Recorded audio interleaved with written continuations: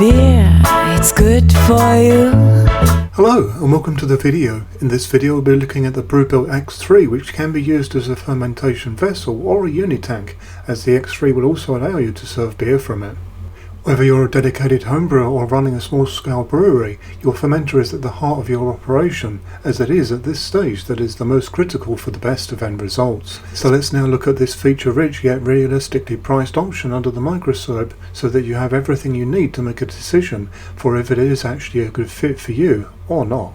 So let's get to it.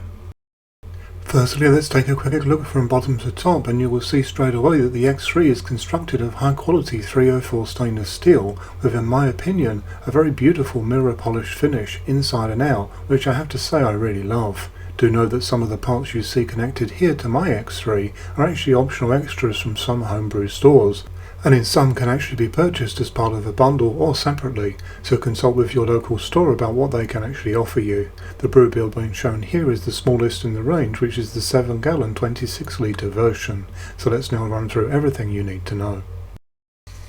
Firstly, let's start with the basics. The X3 is available in 4 different volume sizes, from 7 to 38 gallon and from 26 to 144 litres, which naturally covers a wide range of volume preferences. The images shown here are simply for display purpose. Please consult with your local homebrew store for images of the model that suits your brewing best. Let's now look at the key features of these tanks. One standout key feature is that all X3s have a built-in external cooling jacket, allowing for precise temperature control while maintaining a sanitary, easy to clean interior, perfect for cold crashing and fermentation stability, as well as keeping a finished beer at the right temperature for serving. To utilise this feature you will need a cooling solution like a glycol chiller, for example.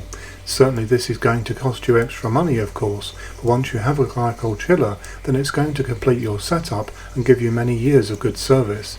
So if you are serious about your brewing, then this is a great path to take. To connect a glycol chiller to the tank, you will need the appropriate tri-clamp fittings for the inputs. I am using dry break quick disconnects which avoid any mess when unplugging, and I certainly recommend that you go the same route. The X3 also features an 8-inch tri-clamp lid that gives you full access to the inside, making hands-on cleaning easy. Though naturally, as you would expect, this tank supports CIP methods too, with an optional 1.5-inch tri-clamp CIP attachment available from Brewbuilt, as well as the tri-clamp size being compatible with lots of other aftermarket cleaning options too. It's fair to say that these X3 tanks are very generous with the amount of ports that you get, and this begins with 2 1.5-inch tri-clamp ports on the lid itself, and a further 2 on the top body. If you do not wish to use the tank with pressure for every fermentation, then one of these ports can be used with this 1.5 tri-clamp blow-off U that is supplied with the tank as standard kit, along with some silicone hosing. We are not quite done with all of the ports at the top though. Furthermore, you also have this 4-inch tri-clamp port that you can see here with the pressure pack added.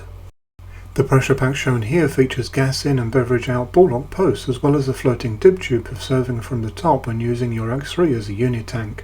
Serving from the top is something that I do with all of my kegs and serving options via a floating dip tube, because you are then always serving the cleanest portion of your beer, which makes total sense for the very best of drinking experiences. The pressure pack also has its own 1.5-inch tri-clamp port, meaning you then have 5 at the top when using this. As I can imagine you've already realised, this has you more than covered no matter what you want to add to the top of your tank, from spunding valves and pressure gauges through to dry hump release mechanisms and beyond. Getting back to the lid, here is a look at this massive 8-inch tri-clamp, and as you can see this is a 3-piece tri-clamp of high quality, as well as being very easy to fit and very secure. It also has to be mentioned that the lid has its own pressure release valve, as shown here. That is a vital built-in safety feature. Here you can now see the X3 with the lid off, revealing the inside of the vessel. I find this 8-inch access space to be very generous, so should you wish to clean the inside of the tank, then it is more than possible via this route. A totally new feature for the X3 that I really appreciate is that the X3's cone features a 2-inch tri-clamp port, specifically for installing a tri-clamp compatible heater. These days you can obtain low watt density heating models that gently warm without scorching, and at the same time have plenty of power to get the job done for ferments with regular yeast, or with higher temperature yeast strains too. Just like professional tanks, the X3 has horizontal ports on the cone. What you use these for is your choice of course, but here is how I have mine set up. On the far right port I have an input for a temperature probe. This allows me to have accurate temperature control via heating and cooling, as the probe is housed within a thermowell. On the far left port I have a rotating racking arm that allows me to access beer below the port should I wish to. This is connected to a butterfly valve and then a barb connector that I add hosing to for transfers. Then finally at the lower middle location of the cone I have a sampling port that has a barb for adding hosing should you wish to use it in this way. This is part of the base package.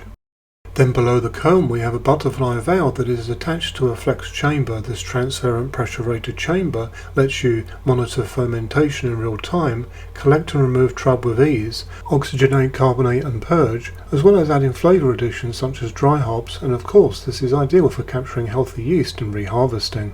As you can see, this chamber has 2 ports of its own that can be kept the way you see here, or you can add ball-lock ports, for example, that allow you to add CO2 for purging or carbonation, or perhaps you will add oxygen. The flex chamber is also higher temperature and chemically resistant and can also be cleaned in a dishwasher. Should you wish to use these for yeast harvesting, then they can be bought separately, again with a reasonable price point in my opinion. See what you think by checking the price with your local homebrew store. Another feature that I really like with the X3 is, like the X2 before it, these tanks have 4 legs instead of 3 that give a very solid foundation for greater stability. To enhance this even further, the legs are splayed out this time on the X3, which adds greatly to stability as well as accessibility, making this a very nice solid upgrade. Furthermore, these legs are further supported by a 3-piece crossbar, with the facing side being open to make access to the flex chamber much easier. In a standard configuration, these X3 tanks are supplied with height adjustable feet, but as you can see I've upgraded mine with rolling casters, which are an official Brewbuilt add-on. Having these really suits my situation as someone who brews and then fills the tank in one area of my house and then ferments in another. 2 of these rolling casters are also lockable, meaning for me that when it reaches its fermentation location I can lock it in place. Here is some closing information along with some further thoughts. Firstly, as a long-term user of the X2, I see the X3 as a significant upgrade. Clearly there has been much thought about the changes for improvement, and some really good decisions have been made here. In part this has been about future-proofing as much as adding in some extra quality of life improvements, as you now have more ports than you probably need right now, but who knows what comes next that requires an extra port and you are ready. The modular nature of these tanks also shines very brightly, as standard port sizes have been used, meaning that you are not locked into your upgrades with just Brewbuilt's own accessories. As good as they are, you can also now look into a truly massive amount of options across the whole marketplace too. The quality of the X3 has also really impressed me, especially in those areas that are welded, which is where a more budget offering will show itself, and frankly you will often pay the price when it comes to sanitation, and there is nothing you can often do about this but look at buying another tank. With the X3 I'm confident that it will serve you for many years to come and will grow with you.